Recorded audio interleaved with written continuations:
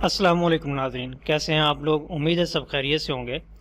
आज जो हमारा टॉपिक है वो पर्सपेक्टिव्स है। इससे पहले मैं आपको एक छोटी सी अनाउंसमेंट करता चलूँ कि जैसा कि आपको मैंने पहले ही बताया प्रैक्टिकल्स के बारे में, तो उम्मीद है आपको अभी आइडिया हो गया होगा इस चीज़ का कि आपने जस्ट आपने वीडियो वॉच करनी है हमारी सारे चैनल्स की, ठीक है। जस्ट आपने हमें व्हाट्सएप पे उसके स्क्रीनशॉट भेज देने हैं, तो हम लोग जैसे ही आपके एग्ज़ाम्स कंप्लीट होंगे हम लोग आपको इन्वाइट कर देंगे ऑनलाइन ही आपका प्रैक्टिकल के बारे में आपकी हेल्प आउट करने के लिए।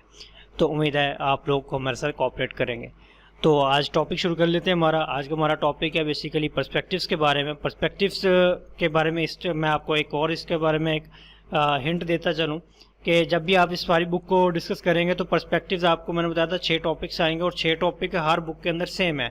तो जब हम पर्सपेक्टिव्स की बात करते हैं तो वो भी 6 से 7 के दरमियान ही रहते हैं। वो भी सारे के सारे क्या होते हैं, सेम ही रहते हैं। उनके अंदर जितने भी लोग डिस्कस होते हैं वो सारे के सारे क्या होते हैं, सेम रहते हैं। सिर्फ थोड़ा सा चेंजिंग आती है उनके अंदर।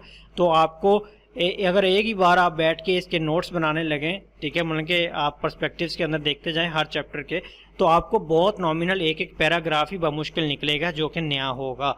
तो इसलिए आपको ज़रूरी है कि आप लोग एक ही बार में इसको अच्छे से डिस्कस करें, एक बार समझने की कोशिश करें कि ये इस जो पर्टिकुलर पर्सपेक्टिव्स के अंदर कौन से लोग हैं। आपने जस्ट उनको लोगों को लिख लेना और उनकी कंट्रीब्यूशन को आपने याद रखना, तो आपका बहुत अच्छा पेपर हो जाएगा, बहुत अच्छा हो जाएगा, ठीक है। जिससे आपने इस चीज़ को समझने की कोशिश करनी है। पर्सपेक्टिव्स के बारे में मैंने बहुत डिटेल में पहले ही बात की हुई है। पर्सपेक्टिव्स का बेसिकली मतलब ये होता है कि नुक्ता नज़र। इसको अगर आपको डेली लाइफ के एग्जांपल में समझाऊं तो जितने भी हमारे फ़िरके हैं, मजहबी फ़िरके, सुन्नी, शिया, ठीक है, अहले हदीस, देवबंद, ठीक है, ये समझ लें ये पर्सपेक्टिव्स हैं। उनका सोचने का एक नज़रिया है, तरीक़ेकार है उनका। तो यही हमने इस चीज़ के अंदर भी देखना है। तो ये इसके अंदर कितने फ़िरके हैं उसको हम लोगों ने डिस्कस करना है। तो वन बाय वन हम देख लेते हैं। सबसे पहले हम बात करेंगे साइको एनालिटिकल पर्पस, ठीक है। ये बेसिकली वही साइको एनालिसिस है जो आप बार बार पढ़ते आ रहे हैं, ठीक है, उसी को ही है। अब इसके मकतबा फ़िक्र के अंदर हम देख रहे हैं 3 बेसिकली चीज़ों की बात की गई है जो कि इड, ईगो, सुपर ईगो, ठीक है, इन पे मुतल्लिक होता है। जब भी हम किसी नशोनुमा या हैजानी से इमोशनल हेल्थ की बात करते हैं तो उसके अंदर ये बहुत बेसिक जो कंट्रीब्यूशन रहती है इसकी तहलील नफसी, ठीक है। नुक्ता नज़र के मुताबिक मशीर और मौकल के ताल्लुक में इंतकालियत का आंसर बहुत अहम है। रैपोर्ट जो भी आप कहते हैं वो अगले वाला एक्सेप्ट कर रहा भी है कि नहीं।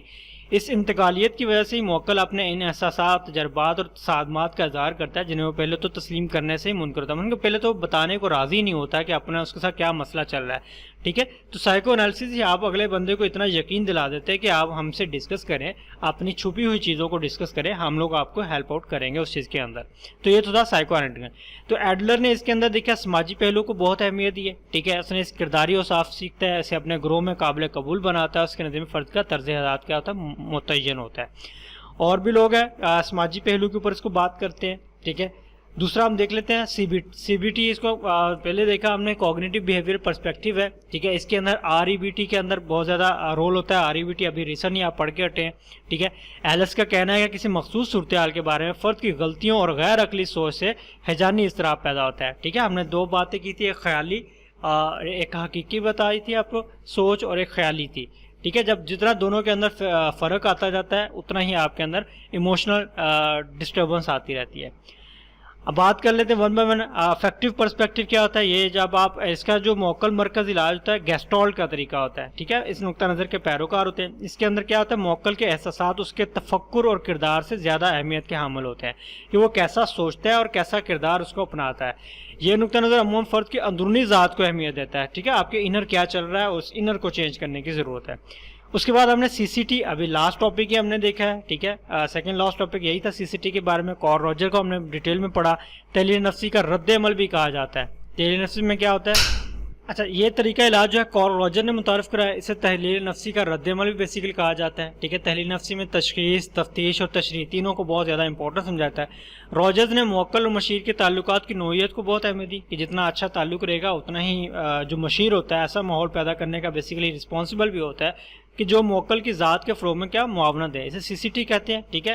51 में इसका नाम ये था। 61 में ऑन बिकमिंग पर्सन नामी एक बुक शाया होती जो क्लासिक की अहमियत की हामिल है, बहुत पुरानी है, इससे बन गया है।